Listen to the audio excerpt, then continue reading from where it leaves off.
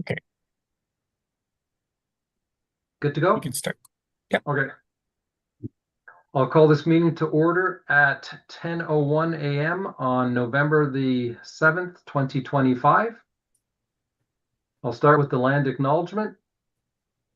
The city of Thorold is situated on treaty land. This land is steeped in the rich history of the First Nations, such as the Haudenosaunee, the Haudenosaunee, and the Anishinaabe, including the Mississaugas of the Credit First Nation.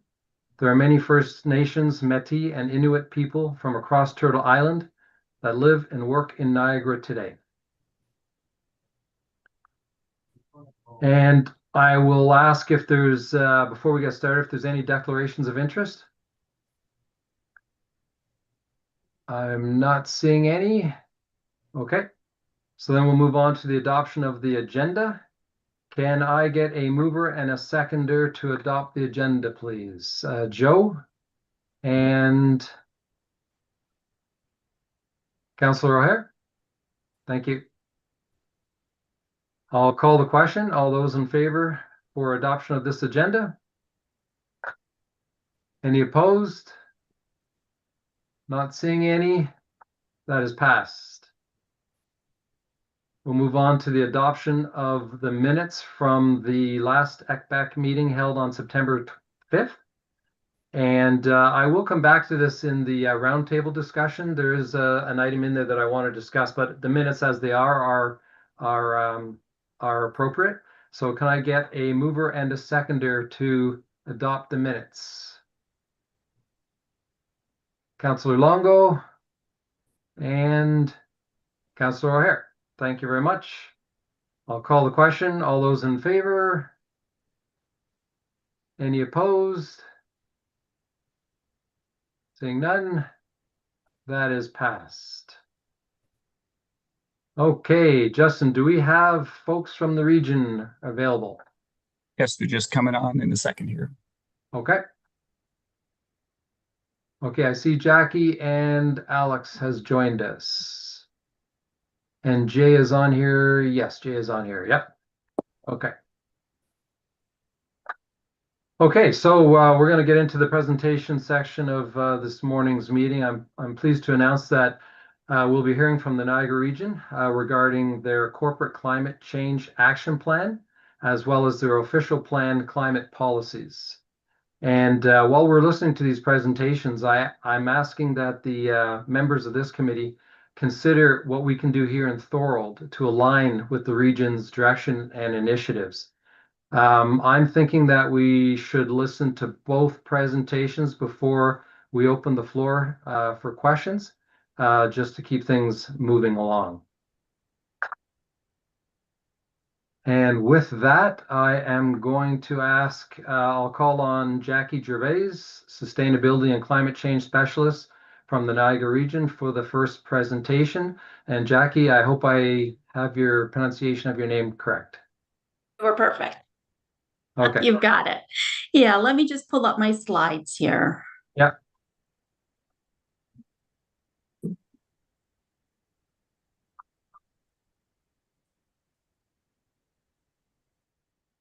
Great.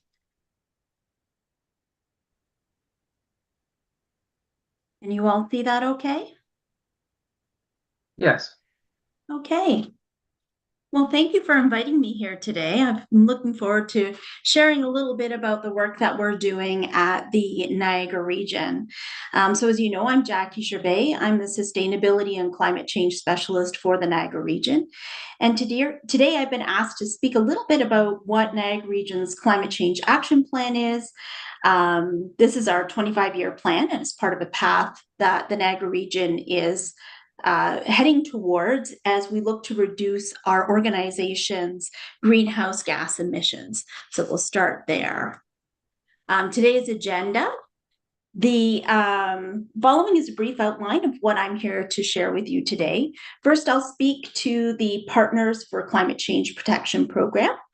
Then I will share a bit about the Corporate Climate Change Action Plan. I will speak to the shared service agreement with our 7 Niagara municipalities who are working on their climate change action plans. I will briefly touch on transit because I was asked to talk a little bit about that, and then share a bit with you about what's happening with the community energy plan here in Niagara. So the region has been part of this federally funded Partners for Climate Change Protection, the PCP program, since 2009. And we needed to advance through our milestones. Our climate change action plan was developed in 2013 and it was quite outdated. And so, with the declaration of the climate change emergency in 2001 by Regional Council, it really emphasized the need to update our climate change action plan. The PCP program consists of 5-step milestone framework that kind of guides municipalities on ways to take action against climate change by reducing their emissions. PCP receives funding through the Federation of Community Municipalities Green Municipal Fund. It's a mouthful. And through the Local Governments for Sustainability, also known as ICLEI. PCP membership is free, and it gives municipalities access to their tools, networking, venues, events, case studies, and other informational resources that you can use. So the framework really has 5 milestones, as you can see up here on the slides. The first milestone is to create a baseline of what your organization's emissions are. Then at milestone 2, you set emissions targets, so what you want to reduce in order to improve your greenhouse gas emissions.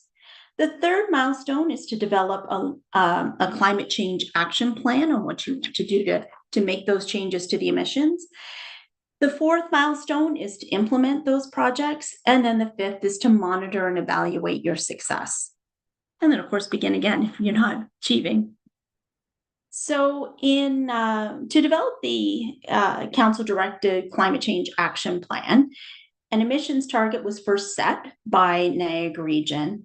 At first, we had proposed an 80% emissions reduction through our target report that was presented to council in May of 2023. Our council chose a 100% zero emissions target by 2050 in principle. So we had set a green and resilient Niagara as one of council's strategic plans, and the climate action plan fits within that strategic goal. So we integrated our climate change action plan development at the same time as we were working on our legislated conservation and demand management plan and the connected pathway study. These studies provide insights into achieving net zero in our facilities, as well as provided input into actions that we should be taking for our corporate climate change action plan. Utilizing our corporate greenhouse gas inventory for developing the plan was essential in understanding our emissions profile. As shown on this slide, buildings present the greatest opportunity for emissions reduction, followed by water and wastewater and our fleet vehicles. The emissions inventory provides a baseline from which we can forecast emissions over the next 25 years. Without mitigation, the region would see an expected 67% rise in corporate emissions between 2018 and 2051. Along with the emissions rise, we would also expect to see an increase in our energy costs. So not only is this good to reduce our greenhouse gas emissions, it's also going to be saving us dollars in the long run. So a little bit about developing our climate change action plan. The Niagara Region Corporate Climate Change Action Plan was developed to integrate actions into regular operations, guided by a cross-departmental team and staff input. It builds on existing plans, legislation, best practices, and partnerships like the Niagara Climate Change Municipal Community of Practice, for which Thorold is a part of, aiming to make climate action a core part of our ongoing work rather than standalone efforts. But with any transformational change, there are challenges. These key transformational challenges were noted from our engagement process, and some of them included higher costs and budget limits, expensive and underdeveloped technology still in the works, the need for long-term vision, collaboration, and stability in our operations, and uncertainties like tariffs, carbon taxes, and policy shifts. A path forward was identified in the plan, which is a three-phased approach, allowing the region to balance sustainability along with practicality.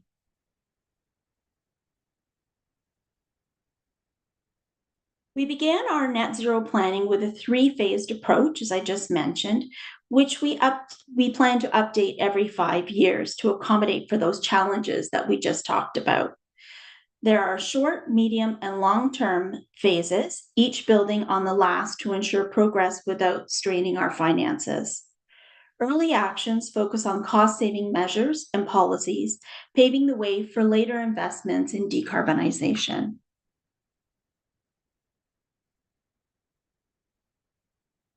First phase focuses on the development of an education and awareness plan, applying a climate lens to all applicable projects, policy development and refinement. For example, we're working on a sustainable procurement policy,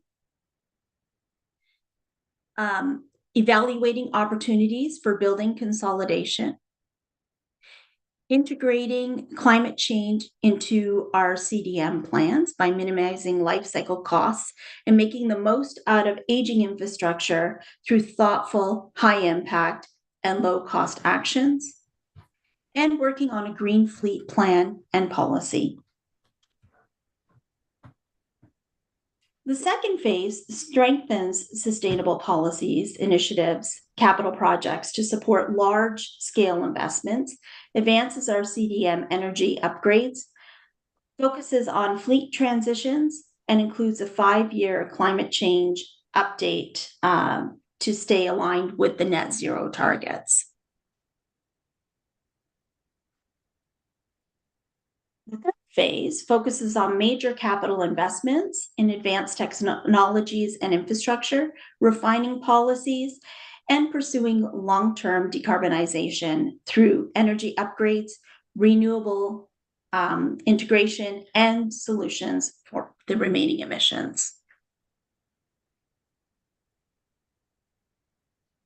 Getting to net zero means making climate action part of everything that we do. We need to evaluate every decision, our projects, our policies, our investments, through a climate lens. It's about weaving sustainability into our daily operations and long-term planning so it becomes second nature. It isn't about one-offs. It's about making climate change part of how we work every day across every team, department, and division at Niagara Region. So you'd asked a little bit about what other municipalities in Niagara are also working on their corporate climate change action plans. So you'll see here, these 7 municipalities are currently working on their climate change action plans, and they have engaged in a shared service agreement that the region is helping to support to bring on one consultant to look at each municipality's needs for their climate change action plan. So each of these municipalities are going through the same 5 milestone steps that Niagara Region is going through. They have done their baseline emissions, and now they're working on their targets and then what actions they will take. Each municipality's actions may look a little bit differently based on the needs reflected for each of those municipalities based on their organization. I was also asked to touch a little bit on public transit. The Climate Change Action Plan focuses on ways that the corporation can reduce greenhouse gas emissions through regionally administered buildings, operational waste, water, wastewater treatment, traffic signals, and outdoor lighting and fleet vehicles. While the region maintains the transit buildings through our shared services agreement, the Climate Change Action Plan did not include transit buildings emissions because it was using the 2018 data as a baseline, and we only took over those transit buildings in 2023. Transit building energy use is collected through our Energy and Conservation Demand Management Plan, so our CDM plan. And transit bus emissions will be included in the upcoming Community Energy Plan. So it will be incorporated as we go forward. And then to that point, we are currently working on a community energy plan. And just to give you a little background about what it is, a community energy plan is a comprehensive long-term plan to improve energy efficiency, reduce energy consumption and greenhouse gas emissions, and foster green energy solutions to support economic development. So it's anticipated that by 2050, there will be an increase of 200,000 people living here in Niagara. So we need to look at today's energy needs as well as the energy needs of the future of Niagara's growth.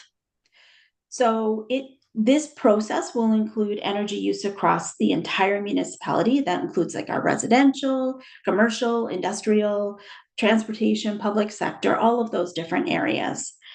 It identifies energy conservation and green energy opportunities for all sectors within the broader context of the built environment, land use planning, and growth planning, and as well as the generation and transmission of that energy. It also helps us to articulate municipal priorities for other energy planning initiatives, such as regional and provincial energy plans. The CEP may include an energy mapping to visually represent energy intensity and conservation as we go forward. So the Ministry of Energy and Mines offers funding and support for municipalities to develop an energy plan through the provision of the Municipal Energy Plan, the MEP program. This strategy will strengthen data sharing relationships with our local distribution companies. We have 7 here in Niagara, plus Enbridge, to ensure the accurate regional energy planning and supports the short-term priorities identified within our council's corporate climate change action plan. So just a little update, in August of 2025, Niagara Region was informed that it was awarded the full $90,000 for its application to the MEP program. The MEP contributes 50% of the anticipated total project costs. The remaining 90,000 will be contributed within our program budgets. Niagara is the first regional municipality to conduct a CEP in Ontario, which is really quite exciting. And that also means that we have a lot more data and analysis to take a look at what's happening with our local energy distribution centers compared to a single-tier municipality. So that is all I have to share today. Of course, I'm always open to further conversation and dialogue. And if you have any questions, please feel free to ask. And again, thank you so much for having me here today. Yeah, thank you very much, Jackie. That was a lot of information, a lot of acronyms, a lot of statements. So I personally have a ton of questions, but I thought it would be best just to move forward into the next presentation, then come back if you can hang on for a while. Absolutely. I'll stop sharing my screen. All right, thank you. And with that, I'll call on Alex Ticky, Senior Planner from Niagara Region, as well as Jay Gravenstein, the Development Planner, City of Thorold, for your presentation. Perfect, thank you.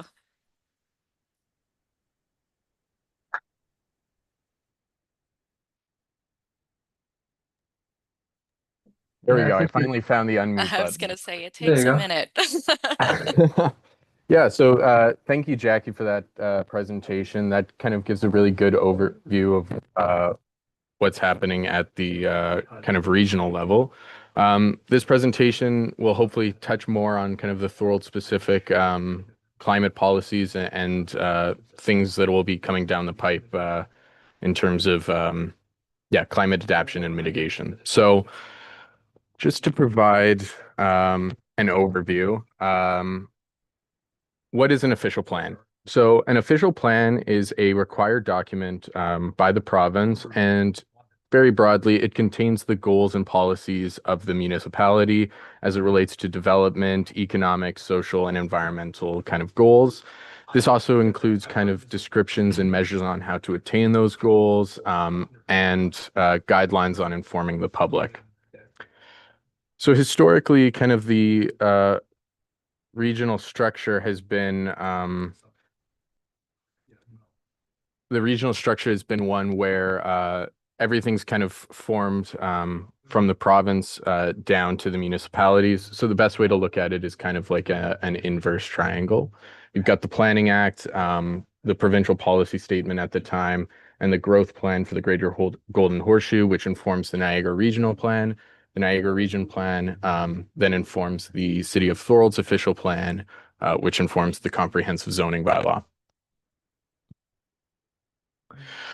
So recently, the kind of provincial planning structures changed. So the region no longer has direct kind of planning responsibilities within the municipality. They'll still be involved in the kind of long-range planning in terms of determining servicing, the growth management, and we do have a service level agreement with the region to provide kind of expertise on things like environmental planning. In terms of kind of the City of Thorold's documents, it's led to us adopting the Niagara Region official plan as one of our own. And so we need to conform to the policies of that official plan until we're able to kind of incorporate it into our documents. Kind of looking at the provincial policy statement, as I mentioned, that really informs the Niagara Regional Plan. As it relates to kind of climate change policies, it is kind of more broad, but it does say the word shall is very specific in its direction. So planning authorities are kind of directed to consider the impacts of climate change, and that's something that we'll need to kind of incorporate into our official plan as it develops. I'll turn it over to Alex and she can explain some of the region kind of policies as it relates to climate change. Absolutely. And I don't know if it's just my screen, Jay, if we can go down a couple of slides here, just so we can have some of the policies on screen. In the meantime, I'm going to introduce myself again. Hi, everybody. I'm Alex Tickey. As mentioned, I'm a senior planner with the Niagara Region. I did help to put together the Niagara Region official plan, kind of as the broader official plan team here at the region. So I'll be taking the next couple of minutes to just briefly go over the climate change policies that were developed. Specifically, I think Section 3.5, which I understand this committee has a particular interest in. And then, like I said, I'm not sure if it's just me. I'm Sorry, still Alex. sitting- No, we're stuck on the Oh, historic okay. Just structure. wanted to make sure Yeah, I we're am on not historic frozen. still, so I think we're, Sorry. yeah, Is we need that- to go, okay, is yeah, that- move- yeah. There we go. All right. Okay. Perfect. Too many things. This, you know what? It's hard all to right. get straight with these Zoom meetings sometimes. Yes. So, all Sorry right. about that. All right. Perfect. Well, then with that, I think as Jay mentioned here, you know, every decision made by the city as it relates to land use matters has to be consistent and conform to provincial policy. Even in cases where the provincial planning statement was updated and approved following the completion of the region's official plan. As I'll be going through over the next couple of slides, though, you know, I believe that the region's plan continues to align with this provincial direction. And starting with Section 3.5. Alex, sorry, Oh, Alex, just go for a ahead. second. Is there a way, Justin or Jay, to get these slides larger? It's text heavy, so I have a hard time reading it. And we did not get it in advance. So If I think Jay hits someone's- from current slide there on the top, that should actually open it up bigger.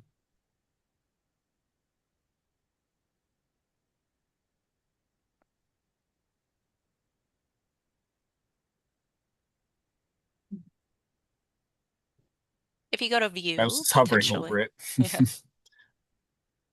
There. No, so I am clicking from current slide. It's just not working. In the bottom right, you'll see a little sliding bar. You can move that to to the right, make it bigger.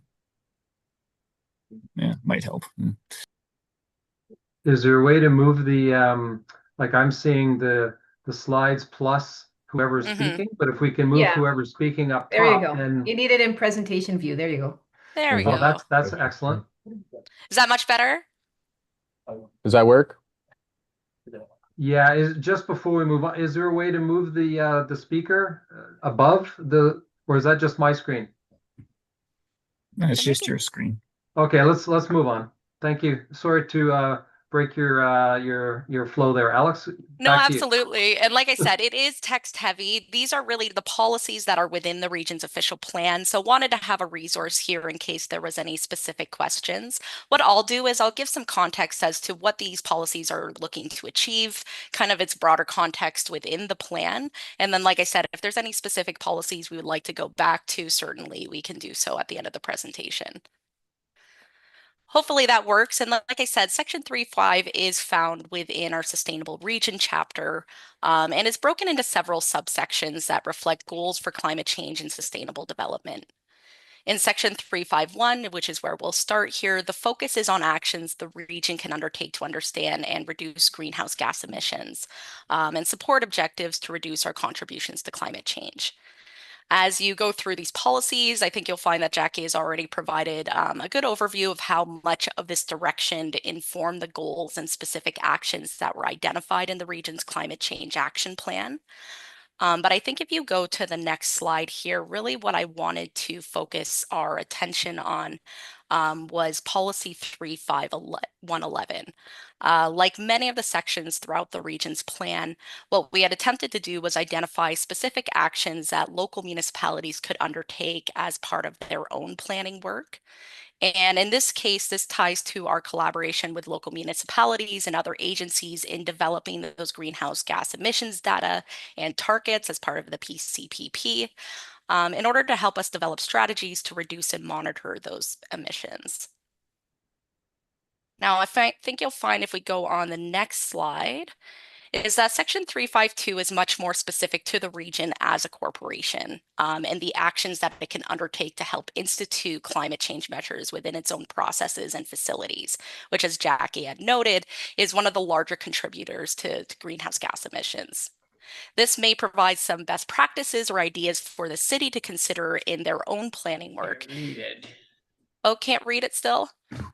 Any Well, way we to can't- zoom in more? Sorry about Well, that. you're flipping around so much. It's hard to. How about this? I think 3.5.2, we stay on this for a minute. All right, great. Sounds like a good plan. Sounds great. So like I said, 3.5.2, and I think you'll go through the policies here, they're very specific to actions that the region could take as a corporation to address its own facilities and processes. And really, as Jay had kind of alluded to in the beginning, the idea would be that the city then can consider this within their own work and their own protocols.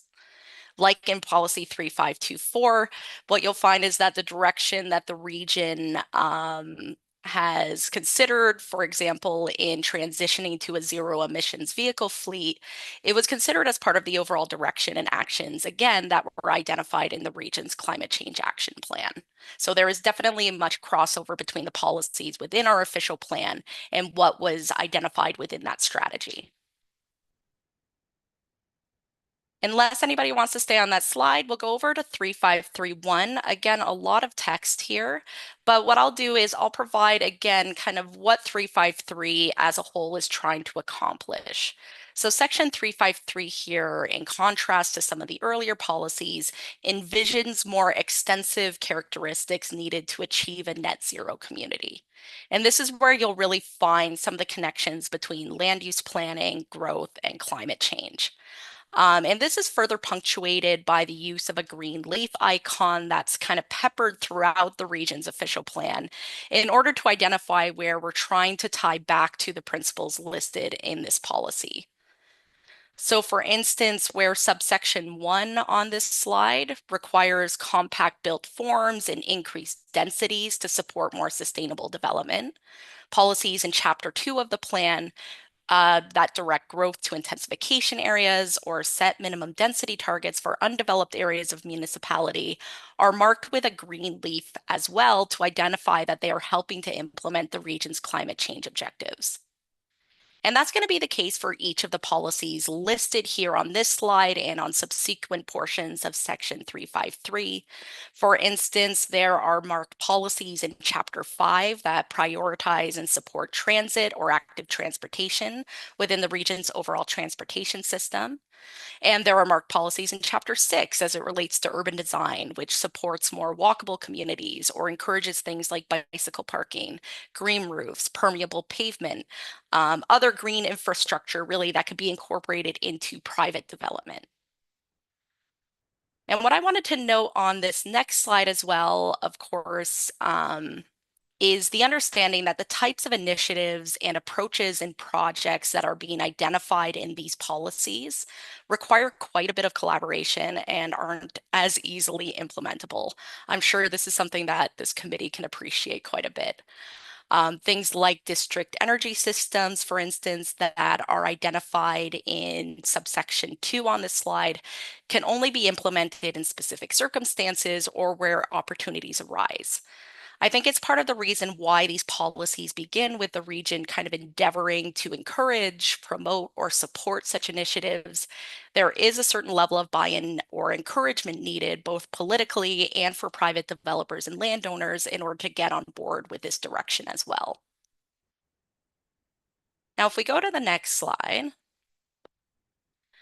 Also wanted to note that, of course, these objectives don't just refer to man-made environments or infrastructure, but also in the way that we conserve, enhance, and connect our natural systems.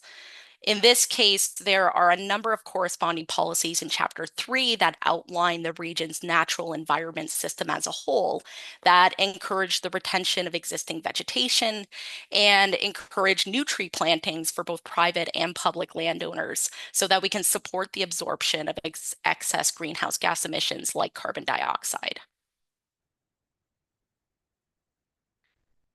Now, when we go to Section 354, it really outlines where the region and other municipalities have more control. And we've talked about this being kind of directed more towards our own infrastructure and protocols. However, the policies in this section are really meant to provide specific actions that should be utilized in order to help transition to the types of sustainable communities that we were supporting and encouraging in Section 353. There's a focus here definitely on asset management and infrastructure improvements, some of which has already been put into place or put into motion. For instance, like in subsection 8 on this slide, we've recently begun a study for an improved agricultural irrigation system to help in part respond to the more unpredictable weather patterns that result from climate change. We've also had opportunities to implement some of the direction in subsection 6, like in the construction of the public square at regional headquarters, where bioswales and natural vegetation were incorporated into the design. And rounding out this section, it really concludes on the need for appropriate emergency management to mitigate known hazards that have developed as a result of climate change, which again, I think is direction that the city can consider, like all other municipalities, in updating their own planning documents. And I think that's really where the committee will definitely have an interest. So I know this was a very quick overview.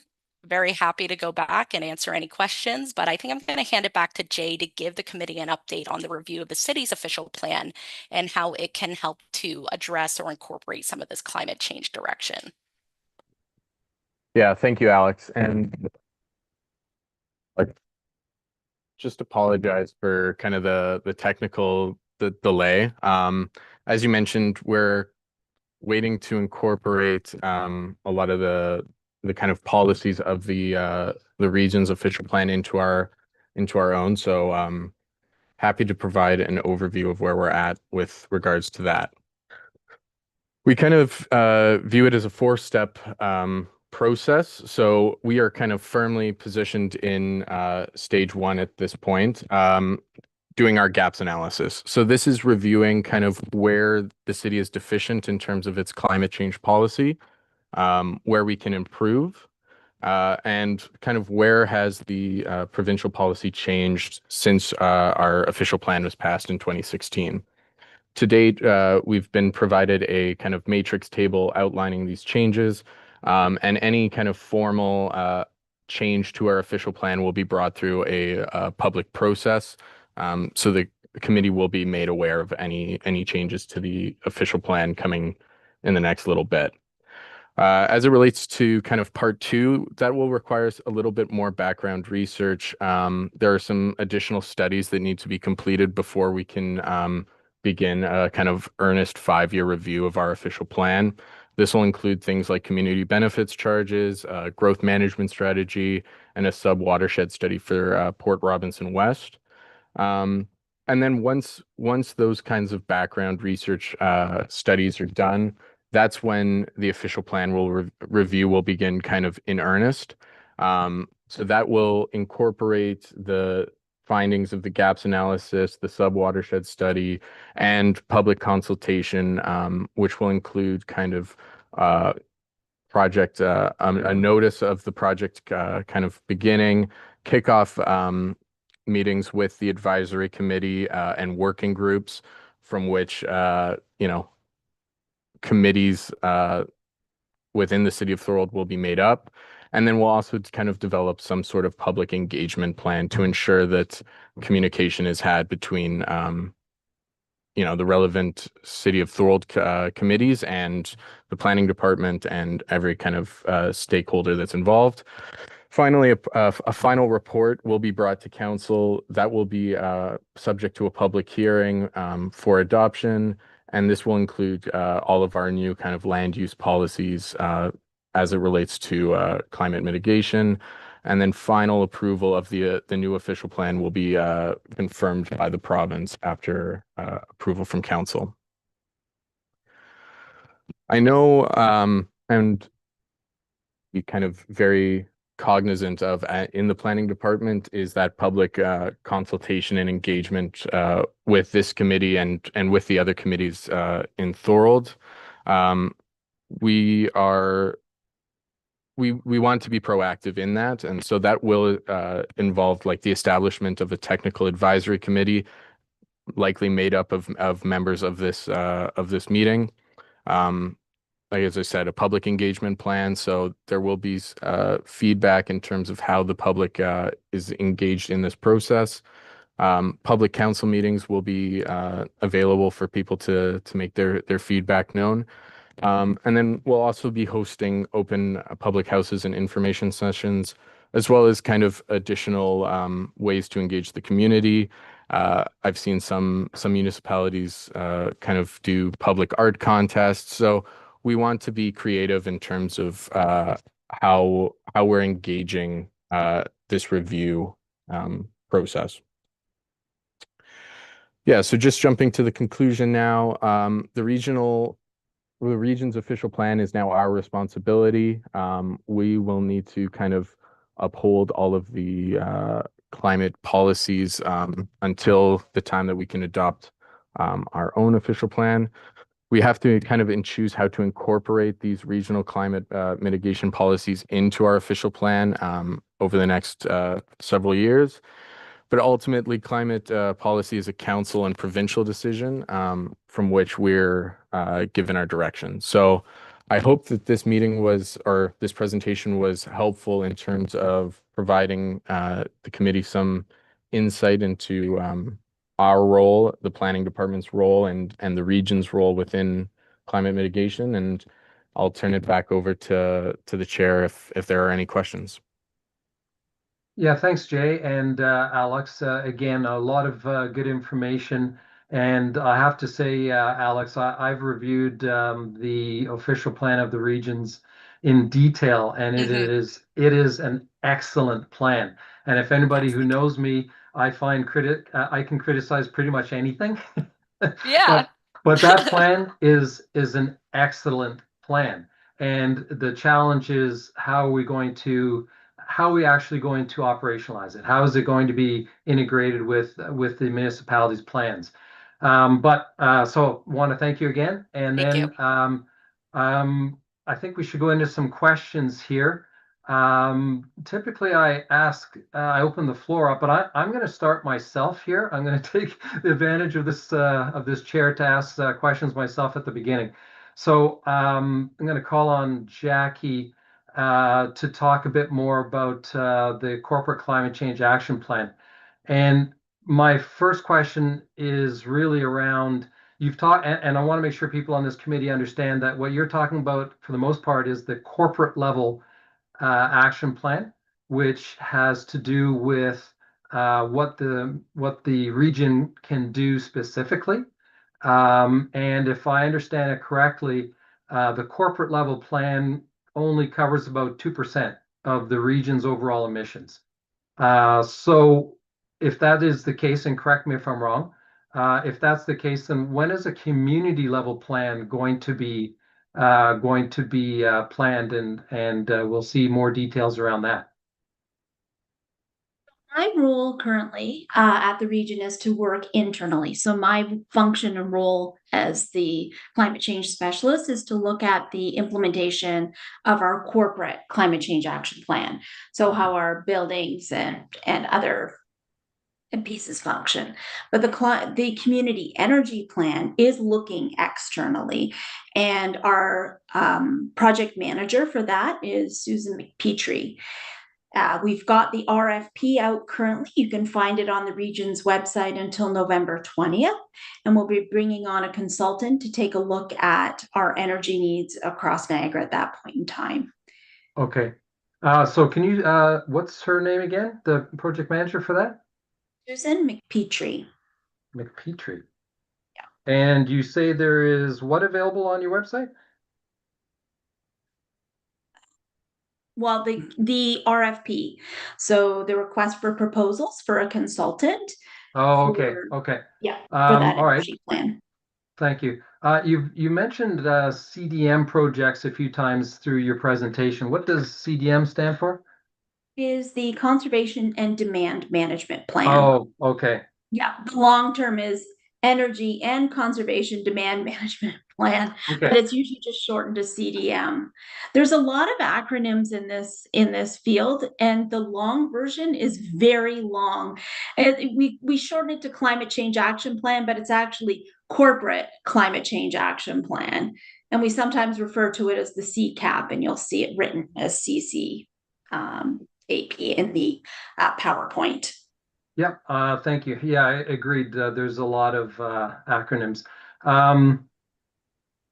On one of your slides, on your slide 5, not the way it shows up in the deck that for the presentation today, but on your slide number 5, it mentions the high level flow. It mentions net zero buildings pathway and feasibility study begins. What is the timelines for that though? So in order to institute or to initiate the conservation and demand management plan, there needed to be a pathway. And that pathway really defines what projects the region is going to be working on over the next few years to reduce our greenhouse gas emissions. But specifically for buildings, do you have an actual timeline?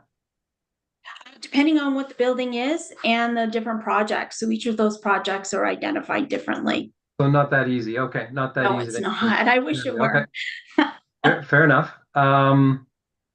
And when you talk about the difference between the corporate and the community plan, you're mentioning the transit piece is now, I think if I understood you correctly, the transit fleet, the buses, are going to be part of the community energy plan, which is more of the community program. So do you have any idea of the timelines associated with that? It's a 5-year project. The CEP is a 5-year project. There's a lot of community consultation that will be happening in the second phase. So the first phase is collecting a little bit of baseline data from our local distribution centers. So our 7 energy providers here in Niagara plus Ambridge. Because they provide the natural gas. So we'll be getting some baseline data from them about the community's use of energy. Once we figure out what the target year is, we have to look at where the data is most robust. And then we will start to do some consultation with the community, which is about a 1-year portion of the project.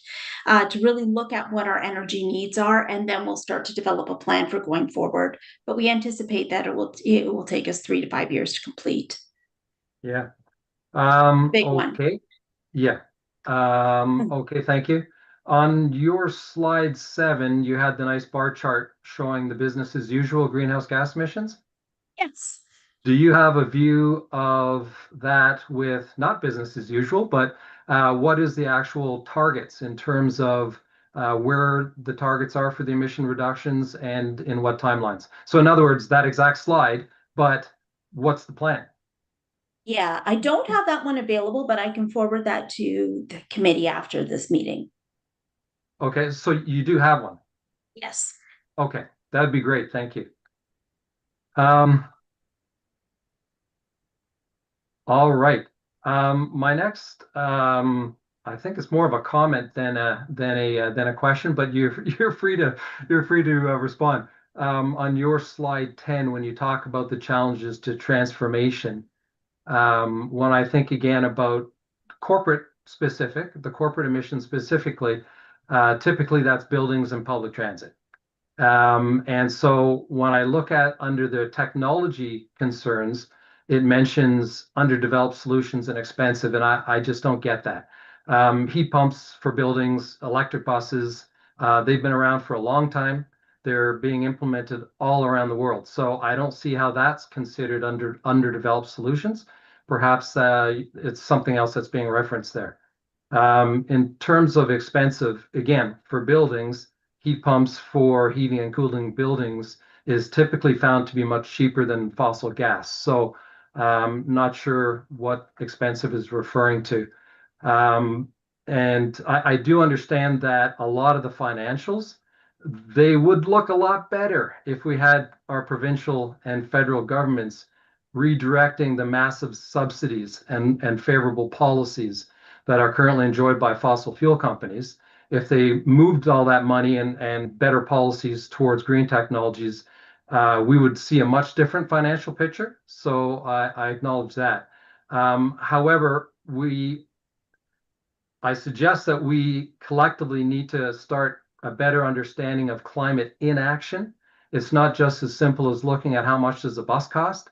It's a matter of looking at the climate inaction, and the cost of that is huge. It is a part of why we're seeing the rising cost of living for groceries, for insurance, for healthcare in the region. It all has to do with climate inaction.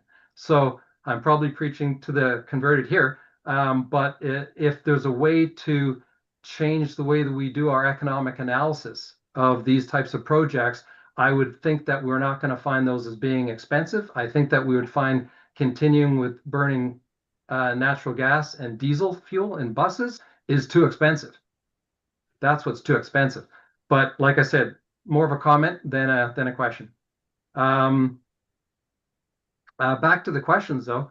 If I'm reading the slides correctly, I don't really, and I guess when I see your other slide referencing the overall picture of, from now till 2050. 2050. I'll have a clearer understanding. But from what I've heard, it doesn't look like we're seeing any emission reductions for the next 5 years. Is that true? No, we actually do have some projects that we're undergoing right now to reduce our emissions. A couple of them, I've got some of them here. We're looking at a rooftop upgrade in our Campbell West building. So we're adding insulation and eliminating 10,400 cubic meters of natural gas use annually. We are also looking at, some of the other ones too. The regional childcare center, we did an HVAC replacement. So we realized a 7,800 meter of natural gas use annually, as well as 15 cubic meter tons of CO2 reductions. We've also done a long-term care home ozone system project where we're looking at our laundry systems there.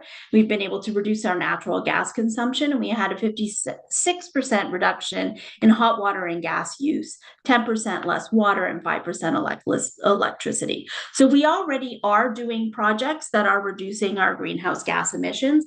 It was just with 10 minutes, it wasn't possible to begin to talk to all of the different things that we're doing. Yeah, I understand. I really appreciate that. That's really good news. Whenever I see programs like this, I'm thinking in the back of my head that Canada did commit to reducing 45% of our greenhouse gases by 2030. That is 4 years away. And I don't see any plan getting there. But okay. So my last question for you would be related to we are a member, as you mentioned, we are a member of the, here we go, Niagara Climate Change Municipal Community of Practice. When I say we, I mean the City of Thorold. Yes, the Which is good. NCCMCP. Yes, the NCCMCP. And we are not at the moment part of the CCAP shared services. And so what do we need to do to get to be part of that team, I guess is the question. And maybe it's not for you, maybe it's more for someone within the city. But that's my question, is how do we take the next steps to get part of that support from shared services? At the moment, those 7 municipalities have already began that project. So the project is already well underway. I don't know if Thorold can participate in this particular shared service agreement, but the City of Thorold can always implement their own climate change action plan. It would be something that the city would have to invest in. So just because they aren't part of the shared service agreement doesn't mean that they can't work on their own climate change action plan. Right, but could we still get support from the region? Shared service agreement? I guess the point of a shared service agreement is to bring together municipalities to work on a project. So it would really, I guess it would be looking at what other municipalities need support with their climate change action plan at this time that the world might want to join in with together to go into a joint service agreement with. There's definitely a cost savings when you hire one consultant to work on multiple projects simultaneously, for sure. Right, but are we too late, or I guess we could still come and ask for help is the question. I think you can always ask for help. We can have those conversations offline. Okay, thank you. And again, Jackie, if there's anybody looking for questions from Jackie, I will open the floor up, because I do have other questions for Alex and Jay, but I'll come back to them. So for Jackie, I see Helen. Yep. So two things. Briefly, I do want to echo your the challenge to transformation. You know, whenever I see it's expensive, I just bristle. That's bias, ignorance. Maybe it shouldn't say cost, it should say bias, ignorance. Because if I stopped mowing the grass on my lawn, it would be free and I would save energy, right? Like that doesn't cost more. So I think this needs to be changed. So we're not presenting again and again and again that climate change is expensive, it's expensive. No, this is the bias that we think it's expensive because we're ignorant. That's what I have to say on that one. So you might want to update your slide to include bias. What my real question was though, you speak about a climate lens, that we will view things through a climate lens. And I was wondering what is that a flow chart that staff have access to, that, or a checklist? Like, how do people prove or go through the climate lens, especially people who might not understand, like stopping mowing your lawn would be a cheap, effective climate thing if you had a really big lawn. So like, is it a process or a checklist? And can we have access to what that, I don't know, what the resources that you use to prove to the public that you are looking at your projects through a climate lens? A really excellent comment. And that's something that we're still in the process of developing. So for example, we will soon be beginning a sustainable procurement policy. So when we're looking at making purchases at the region, we will be looking at whether or not there are more, if we're making more sustainable and climate friendly choices in our procurement policies. Policy itself is not developed, but there are tools available out there to help us kind of design what that could look like. So the climate lens is really in about incorporating that language into the policies that we're developing. That's only one example of many. Another one, for example, might be looking at our green fleet policy. So as we start to develop that policy, which is still in the making, because our climate change action plan was only adopted in May of this year, so we're only just getting out of the gates on this particular plan. So as we start to look at our green fleet, it's really going to be breaking that down into our decision-making matrix on how we go about purchasing our vehicles. Currently, we do have a right sizing sheet or a right sizing form that when a vehicle is coming up for replacement, we take a look at what the needs are of that actual division. Do they need to have a big F-150 pickup truck, or is it, would they be able to use an SUV, or can they use a smart car? Or if they're just working around on the site, is it possible that they could be using a Gator or a golf cart for that matter? So we do have a right sizing form. So when we talk about a climate lens, it's really embedded within the policy language of all of those different initiatives and actions that we're taking.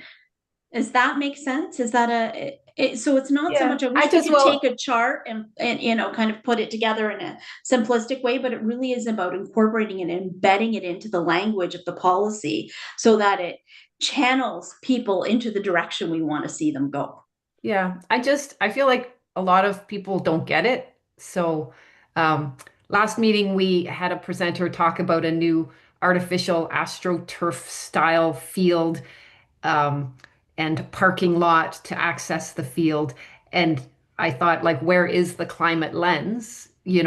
How much parking is needed? And so we keep seeing proposals for more parking, more parking, more parking, more black asphalt. And I don't see a climate lens where they went through a check sheet and said, they just, more parking is more expensive than less parking.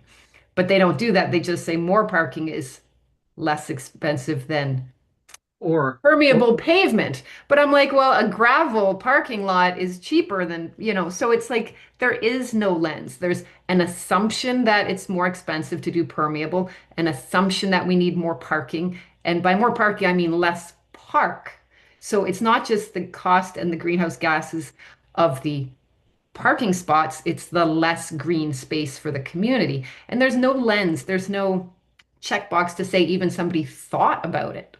yeah, so Helen, But sorry. I was just going to say my background, with the Environmental Assessment Act, they've had these forms for generations, I want to say 20, 30 more years, where it lists every single thing in the EA Act. So like what the environment is, air, water, community, light, noise, pollute, everything. And they check off, will it affect light? Will it affect noise? Will it affect everything? And they just have to go through this entire checklist and sign it to say, I've thought of everything before moving forward with issuing somebody a license or whatever the thing is. So I thought it would be quite easy to take that sort of thing and just fill in the different, like what the trade-offs are. And that says, like, is it better or worse for the environment? Like, so some things might be better for the environment. So it's like, yes, we're going to do a project because, so that might be a place to start just because the people on the ground don't seem to have this lens in mind yet. So anyway, go ahead, Mark. I absolutely agree with everything you said. The challenge is, I'll make just a couple of comments. The checklist that you're talking about is something that I'm trying to think about right now, as we're going to talk about it later in this meeting about the environment, the environment and climate change impacts on these city reports, and how can we help city staff think about all those things. and I started to make a checklist in my head, and that's what I wrote down. We're going to talk about it later. I think it will be extremely helpful. I don't think can be all inclusive, but it can certainly put somebody in the right direction. But I think our biggest problem with any government or corporate organization is they look at the 20th century accounting, and that's how they evaluate things. And it is 20th century, it's probably 19th century thinking, and they always just look at the immediate capital cost of something. And yes, there's a lot of total cost of ownership, and they start to think about the operating costs over 10, 20 years, whatever the life of the asset is. But I stress again, we need to start to incorporate into those financial assessments the cost of climate inaction, because without that piece, it's an uphill battle. But as soon as you put that piece in, it's a no-brainer. But anyways, so I don't want to prolong this discussion. I will say one other thing on bias. I've been part of a number of presentations from environmental groups, or actually they're companies trying to sell their services. And they start with an entire section on, let's get your biases out on the table right now, because we will never sell you a green product until you get that on the table and we can discuss it. So absolutely good suggestion for the region to think about bias. Yes. Please bring that back to your meeting. All right, with So that, that was my main two questions, I think. Yeah. thank you. So with that, I'm going to ask just a couple of questions on the official plan from the region. And again, I thought it was an excellent official plan. What really excites me is section 3.5, municipal energy plan, green development standards, all leading to emission reduction targets. Emission reduction, as well as 3.53 and 3.54, which is net zero communities and a climate resilient communities. So listening to Jay and Alex, I do understand that the province has downloaded the responsibility to the municipality. So the question is, we have an excellent regional official plan. How do we get those pieces of 3.5 into the City of Thorold's plan? I think Jay's already answered that with his presentation. So I will put that out there, Jay, but also ask just for clarification on when this committee can be more involved in the official plan. Is it part of part 1 or part of part 3 or both? Yeah, so I think for this committee, the majority of the consultation will probably be occurring in part 3. That's when, like I say, the majority of the work is going to be done. At this stage, it's really just the background kind of review to get to a stage where we're ready to make and implement those changes on the official plan. So I think we're probably a good year out before there is really a lot of engagement and work that needs to be done. Right now, we're really collecting a lot of the studies that need to be done. So like I mentioned, the Port Robinson West sub-watershed study, that's obviously a big environmental kind of piece that we need to do some background research. So like I say, there will be opportunity, and this is great kind of way for us to engage and get some of those ideas in. It's just, yeah, the majority of the work will probably be coming in the 3rd quarter of 2026. Wow. Okay. Okay. I guess from the gaps analysis perspective, it's pretty straightforward. I mean, everything that's in the region's official plan for 3.5 is not in Thorold's. So that's a pretty simple gap. Yeah, and like that's something that I made the consultants aware of. Like we don't have as you say, the really good kind of climate change policy section. So like I say, the committee's kind of feedback in terms of what we need is being kind of considered in these stages. I guess the more formal kind of, members of this committee are able to kind of be in working groups that that have kind of more influence, that'll come in part 3. Okay, thank you. So is there any other questions before we move on? I'm not seeing any. Okay, so again, thank you very much, Jackie and Alex and Jay, for your presentations. I think this was an excellent, healthy discussion, and really appreciate you bringing it to the committee. Okay, if there's nothing else, then I'm going to move on to section 7 of our agenda and correspondence. Justin, are we good just to move forward? I believe so. Okay. Okay, so item 7.1 on correspondence is the Rural Ontario Development Grant application. On the meeting on September 9th, City Council passed the report associated with that grant application. I'm not sure if there's anyone who would like to make a comment or question on this. My only question is, has this been shared with the Heritage Committee?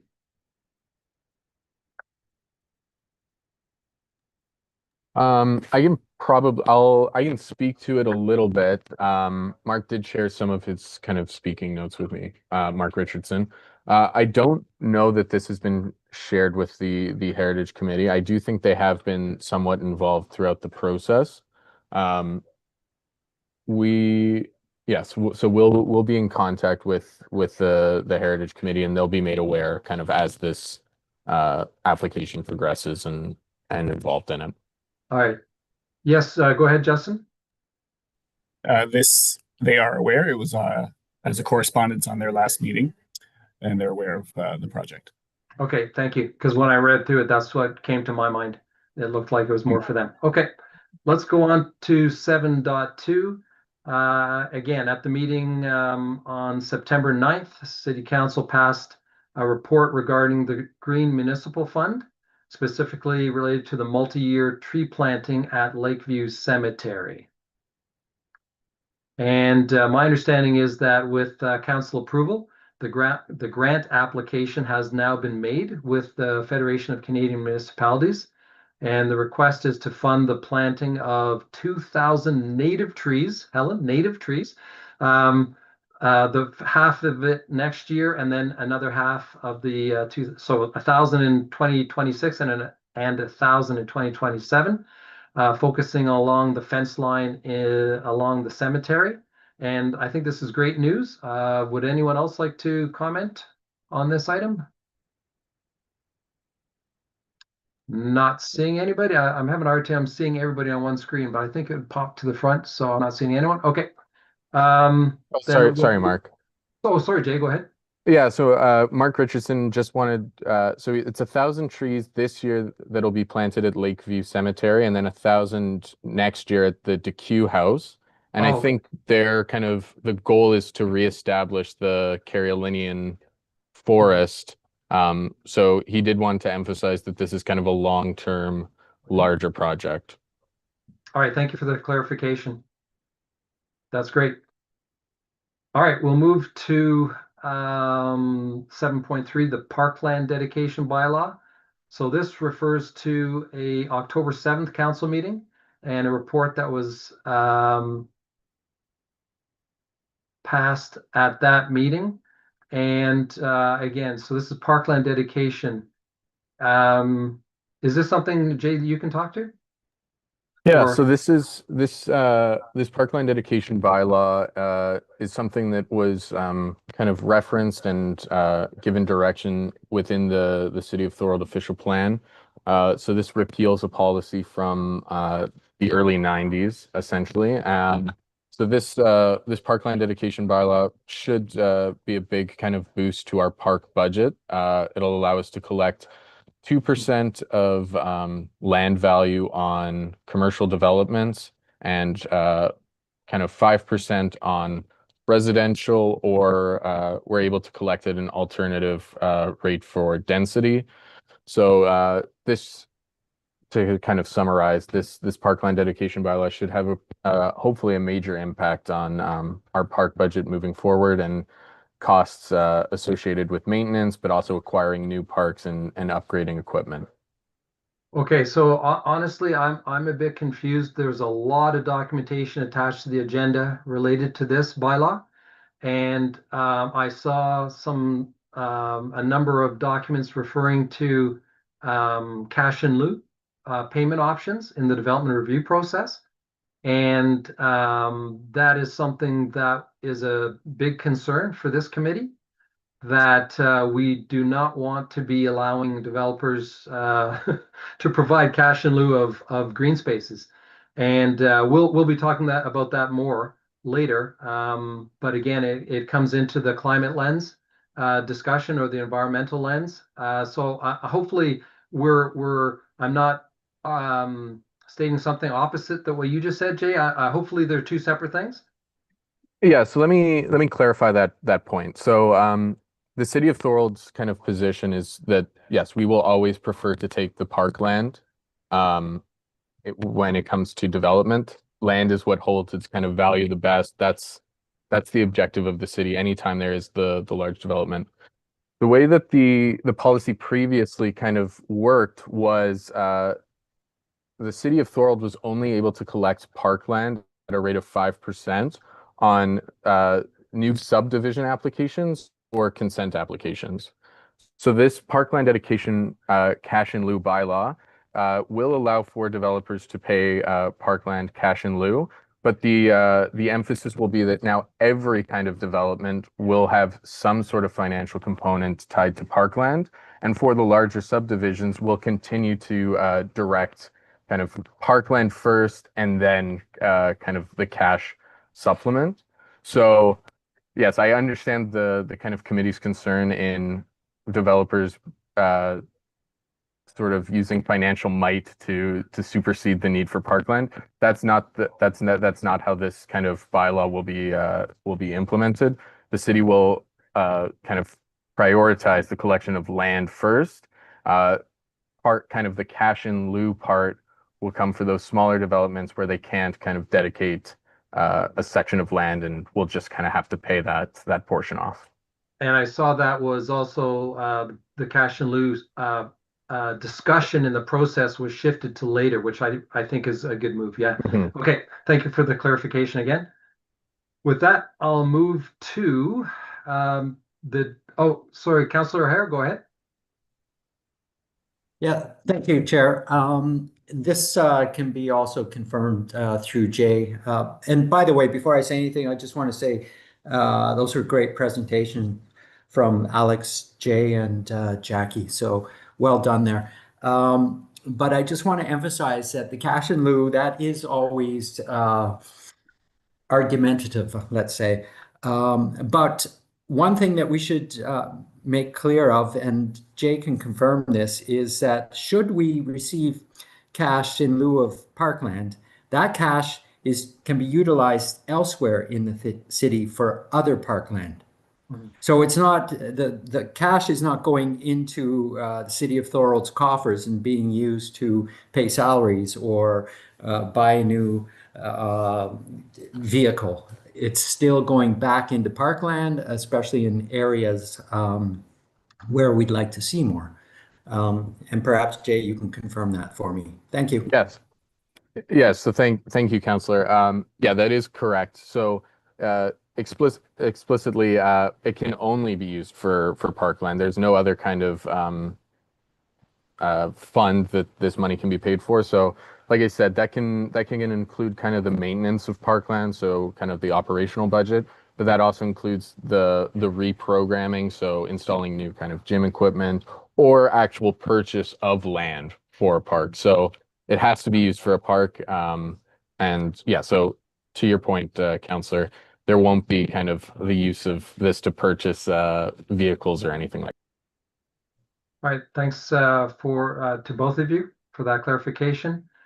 All right, let's move on to the council report passed on the October 28th council meeting regarding the Dessous House parking lot tender award.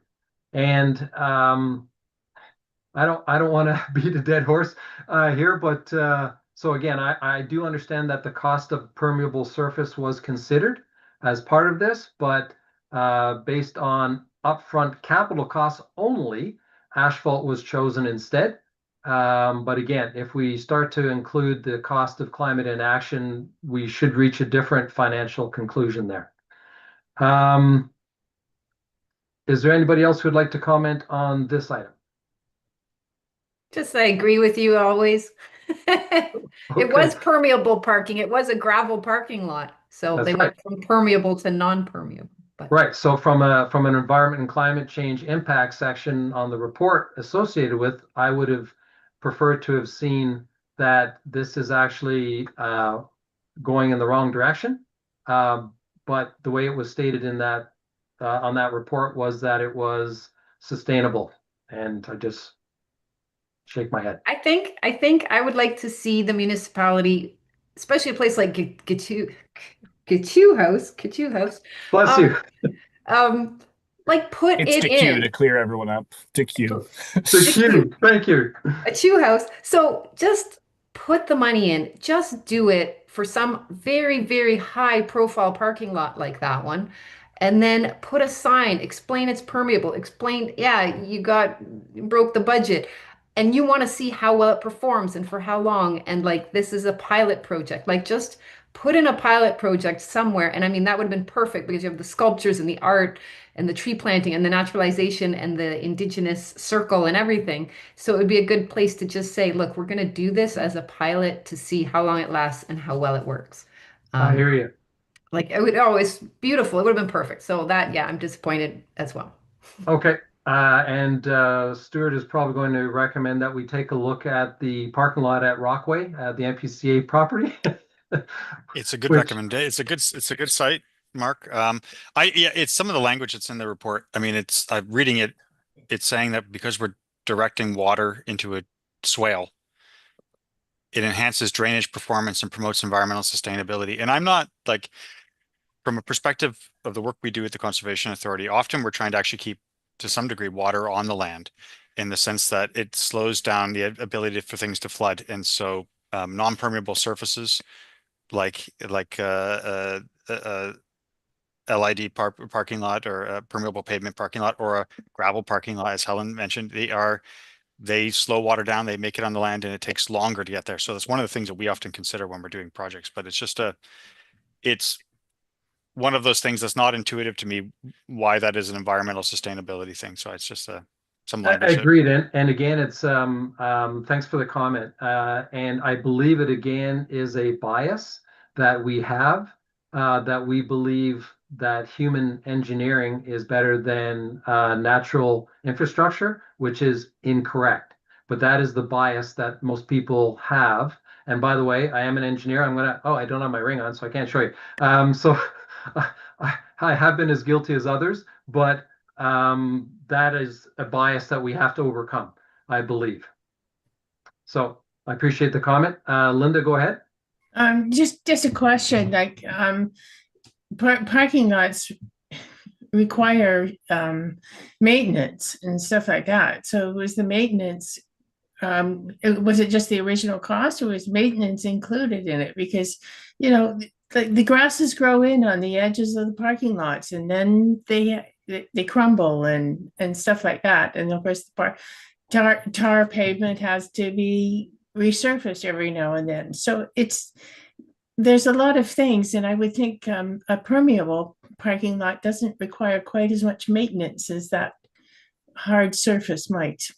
Yeah, I can't answer the question. I don't see anyone else. I don't have an answer to it either. So yeah, but I agree that we need to be considering more than just the upfront capital cost. It has to consider the long-term maintenance costs. I suspect they do that in the city. I suspect they do that. But again, it's the climate inaction piece and the understanding of how natural infrastructure works, I think, is what we need to improve. also, like, okay, you might have a plan and you might have a cost for that. at the moment time this moment in time, but everything's increasing in cost all the time.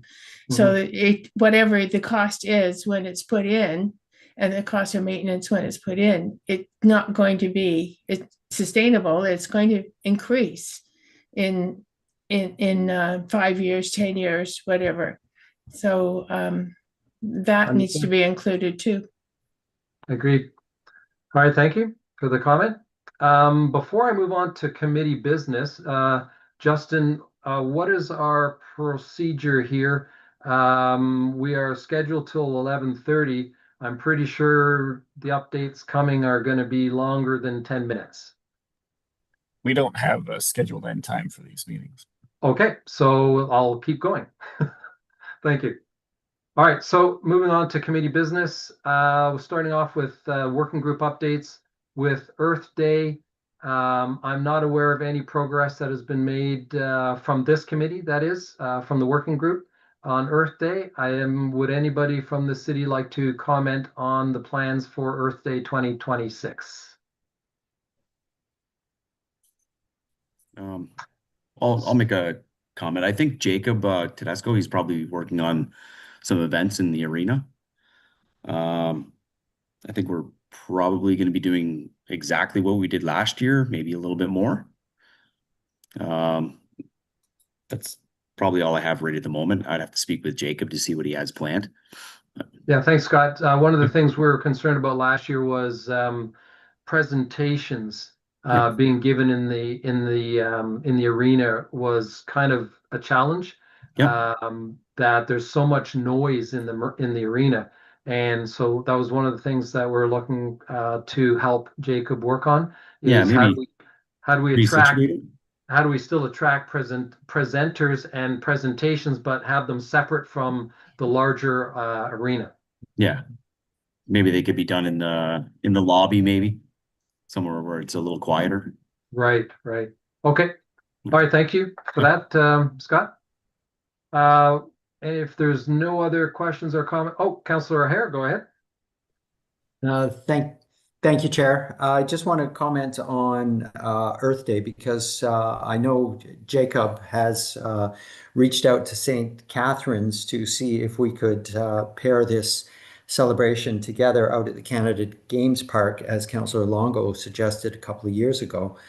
So I don't think that option has been completely closed down yet. So we haven't discussed it in the special working committee special events group, but as soon as I get an update, I can let you know if it's going to once again take place downtown Thorold or out at the Canada Games Park.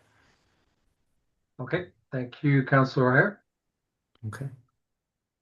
Okay, seeing nothing else on that, I'm going to move to I'm going to move to the next item, which is the committee long-term goals working group. And essentially this working group, we've been focusing on what we can do to develop recommendations for the city to take steps to address climate change. And at a high level, we're talking about 3 different items. The first one is the development of a City of Thorold climate plan, specifically geared to reduce greenhouse gas emissions and support climate adaptation activities. And we've had extensive discussion on that earlier today with the region. We're also looking for increased involvement in the city's official plan update, as well as activities relating to the city's energy conservation and demand management plan. So again, we talked about that earlier. And then the third item that we've been talking about in this working group is more of a quick hit type of activity, which is developing a proposal for a guideline for city staff to utilize when completing the environmental and climate change impact section on city reports.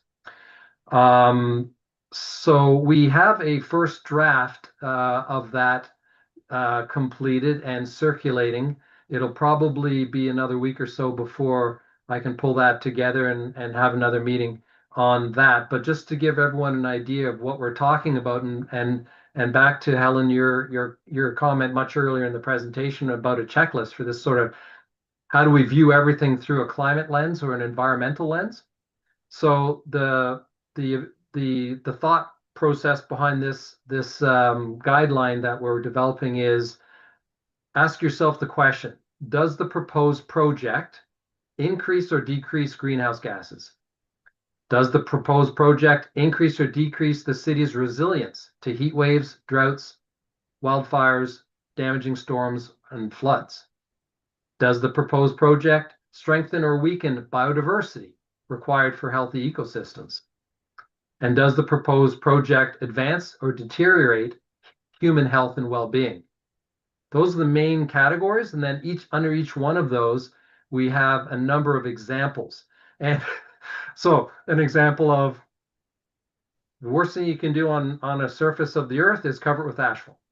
Okay. The next worst thing you can do is cover it with concrete or interlocking brick. And then you get into more natural solutions as just one simple example. And as I had already mentioned, we do want to try to come up with a method for the city to consider the cost savings associated with taking climate action, as well as the costs associated with climate inaction, not just from the city perspective, but from the residents' perspective. Because if the city continues to take action that is not helping us reduce greenhouse gases, it is raising the prices for all residents, for groceries, for healthcare, for insurance, et cetera, et cetera. So I've said that a few times today, so I'll stop. So we're hoping to have a proposed guideline available either at the end of this month or early next month. Is there any questions or comments on the committee long-term goals working group? Seeing none, we'll move to greening Thorold. Okay, so greening Thorold, we've had several reviews and multiple discussions on the subject, including some with the Thorold Garden Club. And as a result, we finalized a proposed boulevard plant list that we would like to share with the city. This list consists of all native plants to Southwest Ontario. I'm going to stop myself. Almost all native plants. There's 2 or 3 that are not native to Southwest Ontario, but they're native to Canada. If anyone, so if anyone has taken a walk lately around the neighborhoods around Battle of Beaver Dams Park, then you'll notice that there are a number of residents who have some sort of planting along the side of the road. So it appears as though many residents of Thorold are very interested in boulevard gardens. So we want to move this forward. Attached to the agenda, there was the minutes from the last working group meeting. And I can sort of summarize them by saying that our boulevard planting recommendation is actually 3 separate lists. One is a recommended plant list. It's a very short list for folks who are new to native plants. The second list has to do with a wider selection of good native plants. And then the third list is do not plant, a do not plant list, which is a list of invasive species that are consistent with the province of Ontario's noxious weed list. So the plants in our list were chosen because of their specific height, their wildlife value, specifically for pollinating insects and birds, and their showiness, as well as their tolerance to living in the tough conditions along the boulevard. And the lists are not intended to be all-inclusive. They are simply provide recommendations to help folks get started. To clarify a bit more, what we're looking for is we want to enable residents to be able to plant boulevard gardens, pollinator gardens, and as a result, we're proposing the city update 2 existing bylaws, the property standards bylaw and the clean yards bylaw. And at a high level, we're just asking to take a look at the height restrictions and to clarify the definitions around things like unmaintained natural growth or weeds or overgrown or unsightly. These are all words that are used in the bylaw, which I think is pretty much open to interpretation. What we're recommending is that for a boulevard garden, plant heights of up to 1 meter be allowed, or 75 centimeters only if you're on a corner lot, or if the city wants to do something on a center median. And we're looking to have no height restrictions on pollinator gardens. While we're asking the city to take a look at the bylaws, we'd also ask that they are modernized to allow people to actually have naturalized lawns in the fall and winter. So what that really means is don't rake your lawn. And you don't necessarily have to clean up all your plants at the end of the year, because insects are using them for getting ready for the winter. They're also very valuable for carbon sequestration, and it will reduce the requirement for the municipality to pick up all those bags. I guess that's not the municipality's responsibility anymore, but it still reduces the amount of composting of these leaves. In order to be successful with this program, we would recommend a strong community engagement, followed by as well as a communications plan to ensure that the public, as well as Thorold bylaw officers, are all aware of the changes. And I've said a lot there. Is there any questions or comments on that? Scott? Oh, sorry, Helen, sure. go ahead. Yeah. Oh, okay. Oh, yeah. Am I starting? Okay, I just want to know, so is the ball in the city's court? Like, have they started updating these bylaws?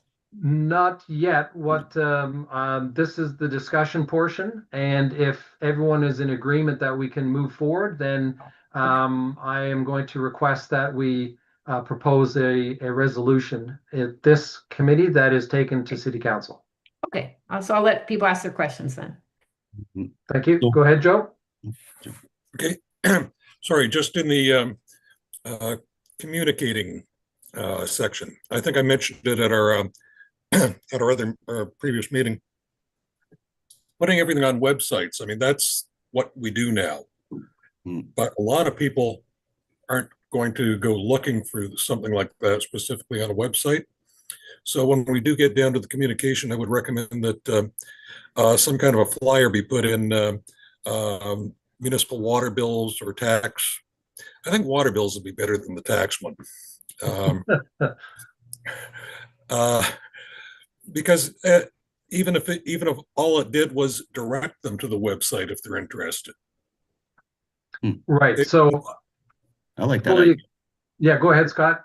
I like that idea, actually. I do understand that going to the website, like we do put information on there, but driving people to the website can be difficult sometimes. So there are other ways that we could communicate to the public. Maybe the water bill isn't a bad idea. Yeah, I think I agree. I think it's a good idea because it'll say, hey, did you know there are changes to these two bylaws, property standards? And people are like, oh, well, that affects me. Maybe I'll look at it. So yeah, I agree. That sounds like a great idea. Yeah, that's communication plan is definitely required here, because this could be seen as a somewhat controversial thing. So I think there's some high level biases that we need to overcome in terms of understanding that native plants are not weeds and things like that, right? And then saying that the bylaws are changing, something like that. So it could be done through social media from the city. It can be done on the website of the city. It'd be great to get something on an email out for sure. So that's a great idea. Joe, did you want to comment on something else? Yes, a thing that literally just occurred to me. If we're putting it out on the, putting out some information with the water bills, recommendation on drought hardy plantings on your boulevard and whatnot would not be the world's stupidest idea. Well, yeah, our plants on our list are all considered hardy plants. Some more than others for drought, some for salt, some for sun, so yes, it's all part of the plant list. If you want to decrease your water bill, check this, check our recommended plantings. Exactly. Exactly. Scott, any other thoughts on this before I'm gonna, I'll talk with Natalie and see what we can come up with, and we could maybe put something together and we can run it by you, and That'd be great. let's see what we can come up with. Maybe we can come up with a couple different options, and maybe more than one leaflet can go into the water bill at different times for different initiatives. Yeah, that'd be awesome. Um, Okay. Justin, go ahead.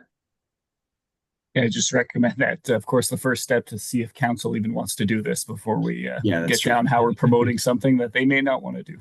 Yeah, I take Scott's input as to perhaps invite him to our next working group meeting so we can talk about some of this, but not advancing anything. Understood. Thank you. For the meantime, though, we could I can still talk with Natalie, and we can still put something together, and we can still put something on the website at least. Yeah, and we're going to talk about that later in the roundtable because I did notice that the tree planting page was updated with some information which I like. So, yeah, that's great. Thank you. Okay, Justin, keep me honest here. I'm going to, assuming that we're all in general agreement of having a allow boulevard planting and pollinator planting, etc., then I'm going to propose the following resolution. This is what I've got popping up. Oh, okay. That city staff, that councilor directs staff to report on possible amendments to the city's property standards bylaw and clean yards bylaw to allow for the inclusion of boulevard gardens and pollinator gardens in the city of Thorold. I would ask to add one thing after pollinator gardens. Okay. And that is, and fall/winter naturalized lawns.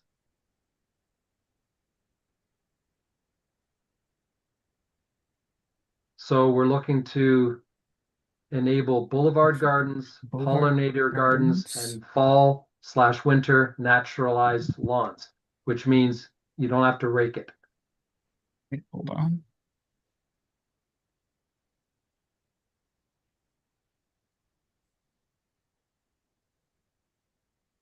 Sorry, I'm just gonna have to step out for a minute. I have an issue in the office, so. All right, thank you very much, Scott. How's That this look? looks good to me. Thank you, Justin. Can I get a mover and a seconder to adopt this resolution? Councilor O'Hara, thank you very much. And Helen, thank you very much. I'll call the question. All in favor? Any opposed? I have to go through the list here. I'm not seeing. Oh, Please, Councilor everyone O'Hara, voted your in hand is favor. up. I think that was all in favor, but Councilor O'Hara, can you confirm? Yeah, I was for that. I did second it. Thank you. Okay, yeah, exactly. I saw it, then their hand came up when I was looking for opposed. All right, so I believe that is passed. Justin, you're okay with that? Yes. Thank you. All right, that's great. Thank you very much. We'll keep that initiative moving forward. Okay, we're at section 8.2, the proposed council committees and boards policy update. And Justin, I believe you can provide us with information on this. So this is just a new or update to two current policies that we have. One is from 2010 and one is from 2018 regarding to council's committees and boards, and just circulating it to majority of the committees to get any feedback on it before it goes to council. So basically what this new policy is taking the two old policies and putting them into one. And some of the major changes are adding some definitions, adding some clarity around eligibility and qualifications sections. Also, more clarification on how committees and boards operate, and also clarifying how the different roles of each group with committees. So what role council plays, council members, members of the committee, and staff liaisons. So just reorganizing the whole thing as well. So that's sort of an update on it, and just see if there's any questions about any of that. Yeah, I read through it. I did not see anything to raise as a concern or have a question. Anybody else in the committee? No, it looked like good work. All right, thank you very much. Thank you. With that, we'll move to 8.3, and that is the committee meeting schedule for 2026. The initial proposed dates are February 6th, April 10th, and June 5th. Although personally, I'm going to ask that we move the February 6th date to either January 23rd or February 20th.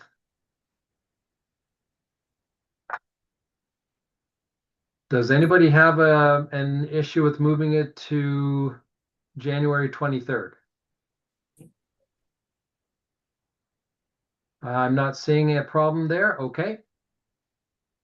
Does anyone have any other concerns regarding these dates? So it'd be January 23rd, April 10th, and June 5th. Again, not seeing any, so Justin, can we make the adjustment, replace February 6th with January 23rd? And then I'm just double ask, checking the calendar. sorry? I'm just double checking the calendar for that change. Please. Don't see any problem with that. So we got January 23rd is the first one instead. Yep. Okay. So then the schedule would be January 23rd, April 10th, and June 5th. Can I get a mover and a seconder for that schedule? Helen and Councillor Longo, thank you. I'll ask the question. All in favor? Any opposed? All right, so that is passed. Okay. And with that, we can move into the roundtable discussion. Is there any comments from anyone? I have something, but I'll hold it to the end. Does anyone have any comments or questions for roundtable? I'm going to go around who I see on my screen here in order. So the first one is Linda. You're good. Thank you very much. Councillor O'Hare. Thank you, Mr. Chair. Nothing to add. Thank you. Okay, thank you. Scott is not there. Helen. No, I think I've said plenty. Thanks. Thank you. Councillor Longo. Thank you. You're good? Okay. Stuart. You're good. Joe. Just one minor thing. I hear what everybody's saying about the parking and whatnot around our parks. Putting my Parks Committee hat on for just a moment. In a lot of cases, if you can't park there, you're not going to use it. So it's kind of a worthless piece of property at some point to most people if you can't park there. And anytime one comes up, I do recommend permeable pavement. But as I say, at some point you have. Oh, did we just lose Joe? Yes, Okay. He's been dropping in and out.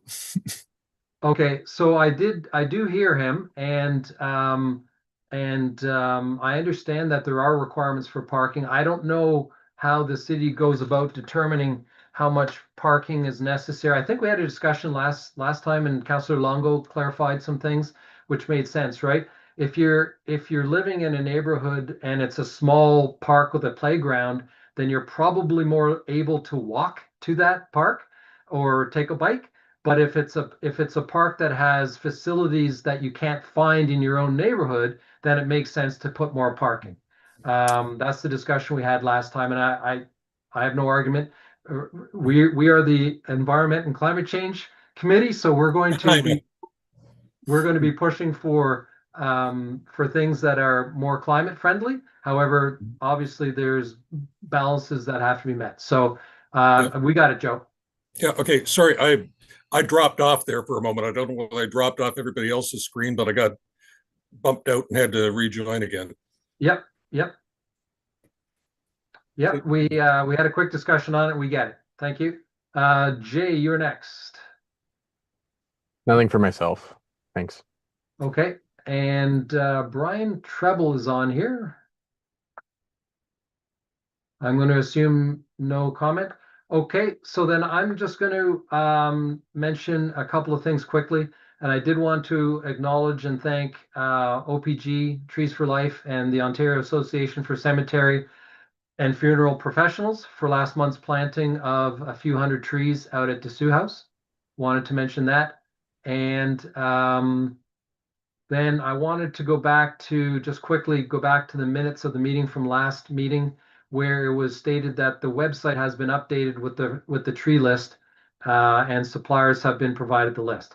So I still can't find it on the website, so I'm not sure if I just can't find it or if it's not there. I did want to acknowledge that I did notice the tree planting page has been updated with some good stuff on it, but we're still not seeing our tree planting list, and just need the city to confirm if it's going to be, or what do we do to go forward here? Yeah, sorry. Go ahead, Jeff. Sorry. I can speak to that. I think that was just miscommunication between Mark and myself last meeting on who's going to communicate to our website person to update that website. So I don't think that it'll be a big update or a big kind of issue to get that update. In terms of kind of the best location for that component on the, I guess, the tree planting program web page. I don't know if there are any thoughts to that, but in terms of updating the website, it's really just I think a miscommunication internally. Okay, so there are two locations right now that I've seen, which is the tree planting page and the there's one other one.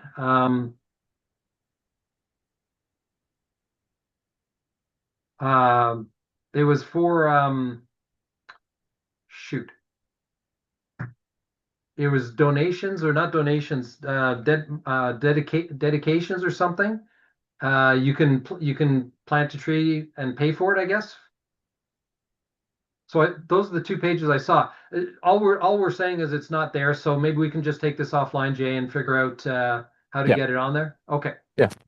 And we're looking at what's up there today. Still talks about maples in general, and there's a number of maples that we don't recommend.